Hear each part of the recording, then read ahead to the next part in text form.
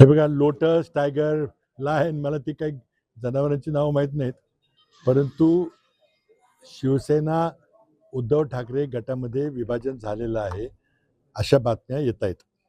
याचं खंडन कोणी केलेलं नाही. आणि शिवसेना उद्धव ठाकरे गटाच्या 9 पैकी 6 खासदारांनी लोकसभेचे अध्यक्ष ओम बिर्ला यांना पत्र दिलेलं आहे की आम्हाला एका वेगळ्या पक्षात विलीन व्हायचं आहे. म्हणजे फूट झालेली पडलेली आहे. DMKला संपवलं, तृणमूल काँग्रेसला पराभूत करून त्यांचे 20 खासदार फोडले.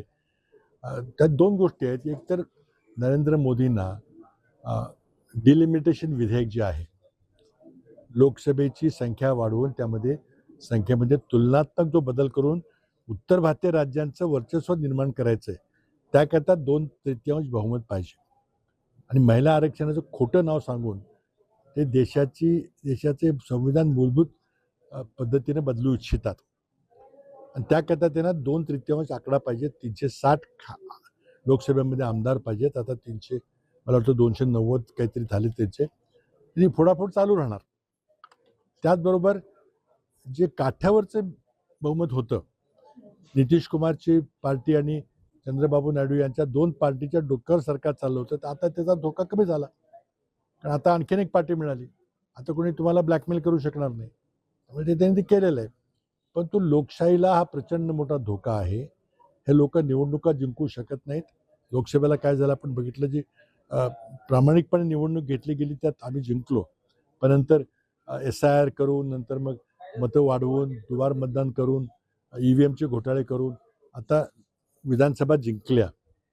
पण त्यांना ते लोकसभेमध्ये बहुमत आणून सगळं राजकारण बदलून टाकायचं. सगळे मग घटनादुरुस्ती सहज करता येईल आणि एका माणसाची हुकुमशाही देशामध्ये प्रस्थापित करायची. आणि हे सगळं चाललेलं आहे. अत्यंत लोकशाहीच्या दृष्टीने अत्यंत काळा दिवस आहे याचा. अजून काही प्रादेशिक पक्षांना धोका आहे? चर्चा चालू आहे. तर काय होतं काय माहिती नाही. पण एका बाजूला प्रचंड मोठं अर्थकारण, किती खोके किती दिले, आता यावेळेला किती खोके झाले मला माहिती नाही. आणि दुसऱ्या बाजूला मग EDची भीती, CBIची भीती. या दुहेरी कचाट्यातून माणसानं राजकारण करणं अवघड झालेलं आहे.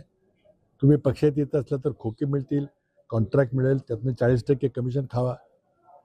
हे सगळं प्रचंड मोठं भ्रष्टाचारी सरकार, सत्ता फक्त मिळवणं एवढंच एकमेव उद्दिष्ट नरेंद्र मोदी सरकारचं आहे.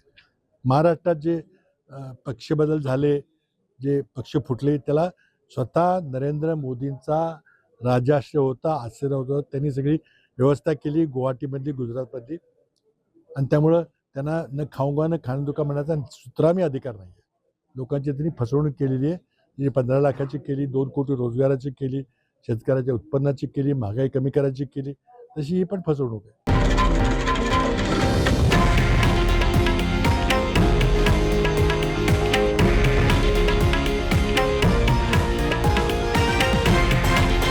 हे आहे देशातील नंबर 1 न्यूज नेटवर्क आणि आपण पाहत आहात TV9 मराठी, एकमेव.